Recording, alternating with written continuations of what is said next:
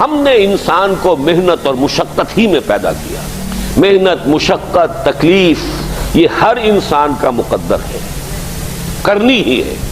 فرق صرف یہ ہوتا ہے کہ کسی کی مشقت اور محنت جسمانی زیادہ ہے، اینٹیں ڈھو رہا ہے غریب، کسی چلا رہا ہے. کسی کی محنت مشقت ذہنی زیادہ ہوتی ہے، بیٹھا ہوا تو ہے آرام کرسی پر، ریوالونگ چیئر ہے بڑی آرام دہ، لیکن اس کی جو ذہنی مشقت جو وہ کر رہا ہے. جو جسمانی مشقت کرتا ہے وہ رات کو پاؤں پھیلا کر سوتا ہے، چاہے روٹی بھی پوری نہ ملی ہو، لیکن اسے پتہ نہیں ہوتا رات کب گزر گئی. اور یہ دوسرے جو ہوتے ہیں انہیں رات کو بھی نیند نہیں آتی، مخملی گدیروں پر بھی نہیں آتی. انہیں ضرورت ہوتی ہے ہپنوٹکس کی بھی، سیڈیٹیوز کی بھی، ٹرینکولائزرز کی بھی، یہ ساری چیزیں وہاں چلتی ہیں، اس لیے کہ ان کی جو کوفت ہے وہ کسی اور قسم کی. لیکن بچا ہوا کوئی نہیں ہے. محنت، مشقت قرآن نے اتنی قسمیں کھا کر اللہ نے کہا ہے. ہم نے انسان کو، یہاں کسی انسان کی تخصیص نہیں ہے. محنت، مشقت، اور اس محنت مشقت کے ساتھ اس میں غالب نے ایک اور رنگ داخل کیا ہے، اس کے ساتھ غم بھی. مثلا حیوان اور انسان میں کیا فرق ہے؟ بیل ہے، کولو چلا رہا ہے، مشقت تو وہ بھی کر رہا ہے. بار برداری کا اونٹ ہے، بوجھ ڈھو رہا ہے ادھر سے ادھر تک، محنت تو وہ بھی کر رہا ہے. انسان محنت بھی کرتا ہے، مزید اس کو رنج اور غم جو سابقہ اس کو پیش آتا ہے. بیل کو پتہ بھی نہیں ہوگا میری کو اولاد بھی ہے، نسل بھی ہے، وہ کوئی بیمار ہے، کس حال میں ہے. گائے کو بھی اپنے بچے کی خبر ہوگی، وہ چھوٹا سا جب ہے دودھ پیتا ہے، اس کے بعد اسے کیا پتا وہ کہاں گیا کہاں نہیں ہے. انسان کو جو تکلیفیں جھیلنی پڑتی ہیں، پھر جو غم جھیلنے پڑتے، وہ حیوان کے لیے نہیں ہے، یہ انسان کے لیے. اسی لیے کہا غالب نے کہ قید حیات و بند غم اصل میں دونوں ایک ہیں. موت سے پہلے آدمی غم سے نجات پائے کیوں؟ تو یہ مشقت اور غم دونوں کو شامل کر لیجئے. انسان کا معاملہ حیوان سے بدتر ہے اس پہلو سے. کبھی کسی بیل کو، اونٹ کو وہ صدمہ نہیں ہوا ہوگا کہ بیٹا نے سینے تان کر کہا ابا جان آپ چھوڑیے، آپ کیا باتیں کرتے ہیں، آپ دقیانوسی باتیں کرتے ہیں، اب زمانے کا رنگ بدل گیا. وہ جو بوڑھے باپ کو جو اس وقت صدمہ پہنچتا ہے، یہی ہے وہ جس پر میں نے اپنی جوانی کھپائی ہے، جس میں میں نے اپنے آپ کو انویسٹ کیا ہے. آج یہ میرے سامنے کھڑا ہو کر کیا کہہ رہا ہے. اور یہ تو میں نے بڑی ہلکی مثال دی ہے. گالیاں دینے والے بھی ہیں، ماں باپ کو قتل کرنے والے بھی ہیں. مرتا نہیں ہے بڈھا کہ یہ مرے تو مجھے یہ ساری جائیداد ملے اور مجھے آزادی حاصل ہو. اے انسان، تجھے مشقت پر مشقت جھیلتے ہوئے، محنت پر محنت کرتے ہوئے ہی آگے بڑھنا ہے، اور پھر اپنے رب کے حضور میں پیش ہونا ہے. یہ اور مصیبت ہے. کسی اونٹ اور کسی بیل سے محاسبہ نہیں ہے وہاں. اس روز کہے گا کافر کاش میں مٹی ہوتا، انسان بنا ہی نہ ہوتا میں، جسے آج ہم بہت بڑا شرف سمجھ رہے ہیں، شرف انسانیت. کاش کہ میں مٹی ہوں، یہ انسان کی حیثیت مجھے دی ہی نہ جاتی کہ میں آج یہاں کھڑا ہوں جواب دے کے لیے. حضور نے فرمایا کل نفس یغدو فبائع نفسہ فموتقھا وموبقھا. ہر انسان جب صبح آنکھ کھلتی ہے، رات کے سونے تک وہ اپنے آپ کو بیچتا ہے. کوئی جسمانی مشقت اپنی بیچ رہا ہے، شام کو 100 روپے لے کر آیا ہے، اس نے اپنی جسمانی محنت بیچی ہے نا. کسی نے اپنی ذہنی محنت، ذہنی صلاحیت بیچی ہے، چاہے وہ ڈاکٹر ہے، چاہے انجینئر ہے، کوئی اور ہے، وہ اپنی ذہنی صلاحیت بیچ رہا ہے بیٹھا ہوا اپنے کلینک میں، اپنے آفس میں. بائع نفسہ، اپنے آپ کو بیچتا ہے. یہ بیچنا تو ہر ایک کا ہے، ہر شخص بیچ رہا ہے اپنے آپ کو. کوئی بدبخت وہ ہے جو یہ ساری مشقت جھیل کر بھی رات کو جہنم لے کر آیا ہے. کر مشقت بھی جھیلی اور لے کر بھی آیا آگ کے انگارے، اس لیے کہ حرام کاروبار کیا. کوئی وہ ہے جو اس مشقت کے بعد اپنے نفس کو جہنم کی آگ سے چھٹکارا دے کر آتا ہے. بیچا، جائز جگہ بیچا، جائز طریقے سے بیچا. بیچا اس نے بھی، محنت اس نے بھی کی، مشقت اس نے بھی کی، لیکن اس نے اپنی مشقت کے نتیجے میں اپنے آپ کو برباد کر لیا. تو جب آزمائش میں کوئی پڑے گا تو پتا چلے گا نا کہ کھرا ہے یا کھوٹا ہے.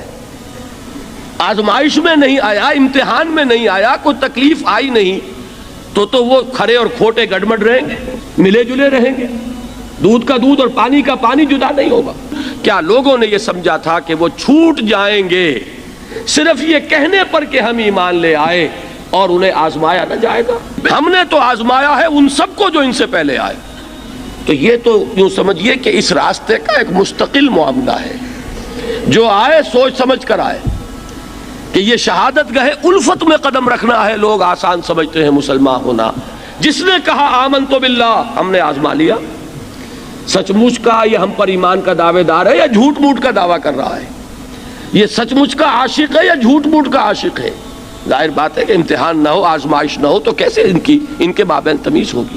کہہ تو دیا سب نے آمنت باللہ. اب ذرا تھوڑی دیر کے لیے ہم بھی اپنے گریبانوں میں جھانکے. ہم بھی کہتے ہیں نا اللہ کا، ہمارا ایمان ہے اللہ پر، آخرت پر، رسول کا عشق کا بھی دعویٰ ہے، اور جب نعتیں ہم سنتے ہیں تو بڑے جھومتے ہیں، لیکن یہ کہ واقعتاً آدمی جھانکے اپنے قلب کی گہرائیوں میں کہ یہ ہم کتنے کچھ سچے ہیں اپنے اس دعویٰ ایمان میں۔ جہاں کوئی معاملہ آیا، اگر ہم اس دین کے اس حکم پر عمل کرتے ہیں تو اتنا نقصان ہوتا ہے، اس حکم کو پیچھے ڈال دیں تو اتنا نفع ہوتا ہے۔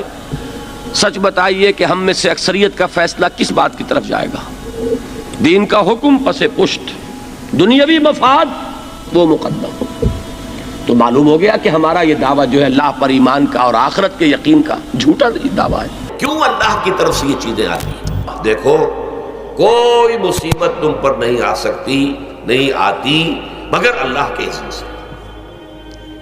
وَمَن يُؤْمِن بِاللَّهِ، اور جو شخص اللہ پر ایمان رکھتا ہو، یہدِ قلبہ، اللہ اس کے دل کو ہدایت دے دیتا ہے، اس کے دل کو سکون عطا کر دیتا ہے، وہ راضی برضائے رب ہو جاتا ہے، اس میں شکوہ نہیں رہتا، اس میں شکایت نہیں ہوتی، اس میں تلخی نہیں ہوتی، کیوں ہو گیا، کیسے ہو گیا، کیوں ہو گیا، نہیں ہونا چاہیے، نہیں دیتے۔ یہ سارا جو پیچ آدمی کھاتا رہتا ہے نا، اندر ہی اندر وہ جو پیچ کھا رہا ہے، یہ سب پیچ سے نجات مل گئی۔ پہلی بات یہ کہ یہ اللہ کی طرف سے آزمائش کے طور پر آتی ہے۔ آزمائش، میرا بندہ اس پر صبر کرتا ہے یا نہیں، یا میرے خلاف بکواس کرنے پر آمادہ ہو جاتا ہے۔ اللہ تو ایسا ہے، اللہ نے تو ہم پر کبھی کرم کیا ہی نہیں ہے، اللہ تو ظالم، معاذ اللہ معاذ اللہ معاذ اللہ۔ کہیں ایسا تو نہیں، میرا بندہ جو ہے تکلیف کو جھیلتا ہے میری وجہ سے، یہ سمجھ کے کہ اللہ کی طرف سے آئی۔ یہ سب جو ہے یہ بہت بڑی کامیابی ہے اگر انسان کو حاصل ہو جائے۔ اور اس صبر کے نتیجے میں دو اور باتیں پیدا ہوتی ہیں۔ یہ مضامین علیحدہ علیحدہ دروس کے اندر آتے رہے ہیں، لیکن آج ایک نئے عنوان کے تحت جمع ہو کر آ رہے ہیں۔ پہلی بات یہ ہوتی ہے کہ یہ امتحان کا نتیجہ کیا نکلتا ہے کہ آپ نے ایک امتحان پاس کیا تو آپ کے اگلے درجے میں ترقی ہو جاتی ہے۔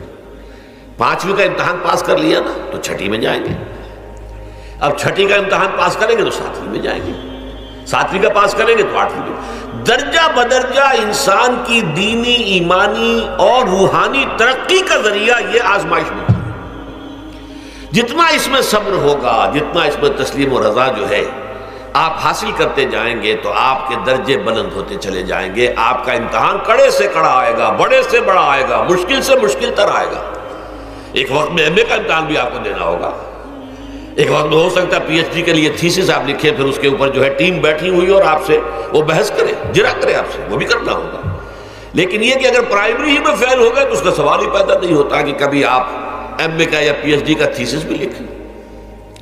اور اسی کو دوسرے انداز میں کہا گیا ہے قرآن مجید میں، وَلِيُبْلِيَ الْمُؤْمِنِينَ مِنْهُ بَلَاءً حَسَنًا۔ اصل میں ابلا کہتے ہیں، بلا یبلو جو ہے عربی زبان میں آتا ہے آزمانا۔ خلق الموت والحیات لیبلوکم ایکم احسن عملا، یہی معنی ابتلا کے میں، ابتلا یبتلی آزمانا۔ ابلا یبلی جو آتا ہے باب افعال سے، اس میں آتا ہے کسی کو کسی تکلیف میں ڈال کر اس کو نکھارنا، کہ اس کا جوہر نکھر جائے، اس کے اندر جو خیر ہے وہ اور چمک جائے، لوگوں کو بھی معلوم ہو جائے کہ یہ شخص اس مقام کا اہل ہے، اس کے اندر یہ صلاحیت ہے، اس میں یہ قوت موجود ہے۔ تو یہ گویا کہ اہل ایمان کی صلاحیتوں کو نکھارنے کے لیے اور ان کے درجات کی ترقی کے لیے بھی اللہ تعالیٰ دنیا کے اندر یہ مصیبتیں اور امتحانات جو ہیں آزمائش کے حوالے سے افراد پر بھی اجتماعی طور پر بھی لاتا ہے۔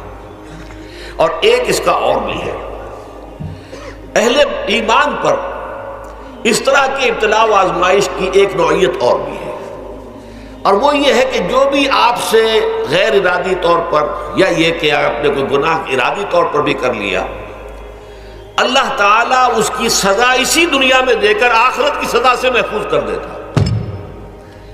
گویا کہ اس سے بڑا خیر کیا ہوگا؟ یہاں کی سزا کیا ہے؟ جھیل لی آپ نے، بخار آ گیا، ٹانگ ٹوٹ گئی، چلیے 3 مہینے آپ بستر پر پڑے رہے نا، اور کیا ہوا؟ کچھ نہیں۔ لیکن یہ کہ آخرت کی سزا ملتی بہت عظیم ہوتی ہے، لہذا کفارہ بناتا ہے اللہ تعالیٰ گناہ، ان جو بھی گناہ ہو گئے ہیں، غلطیاں ہو گئی ہیں، ان کا کفارہ اللہ تعالیٰ بندہ مومن کے لیے، حضور کی ایک حدیث ہے، اس کا متن مجھے اس وقت یاد نہیں ہے، کہ مومن کا معاملہ عجیب ہے، اسے کوئی تکلیف پہنچتی ہے صبر کرتا ہے، وہ اس کے گناہوں کا کفارہ بن جاتا ہے، اور اگر کوئی خوبی ملتی ہے تو اللہ تعالیٰ کا شکر ادا کرتا ہے، اس کے درجات بلند ہو جاتے ہیں۔ تو یہ معاملہ جو ہے اللہ تعالیٰ کی طرف سے بندہ مومن کے حق میں خیر، کہ در حقیقت اس کے ان گناہوں کی پاداش کہ جو اس نے یہاں کر لیے ہیں یہی دنیا میں دے کر دھو دیا جائے، پاک کر دیا جائے۔ جیسے آپ کو معلوم ہے دھوبی جو ہے کپڑے کو بھٹی میں چڑھاتا ہے، گرم پانی میں ڈالتا ہے کہ ڈالتا ہے تاکہ اس کا میل نکلے، اس کے آگے پٹکتا بھی ہے ذرا اس کو تاکہ وہ میل اچھی طرح چھٹ جائے اس سے۔ اسی طرح اگر دنیا میں ہمارے میل چھٹ جائیں، دنیا میں اگر ہمارے گناہ دھل جائیں تو یہ بڑے نفع کا سودا ہے، بڑے نفع کا سودا ہے، بڑے نفع کا سودا ہے۔ اس اعتبار سے آپ غور کیجئے کہ اگر یہ حقائق ہمارے سامنے رہے تو کیا کوئی تکلیف دنیا کی ہمیں بھاری محسوس ہوگی؟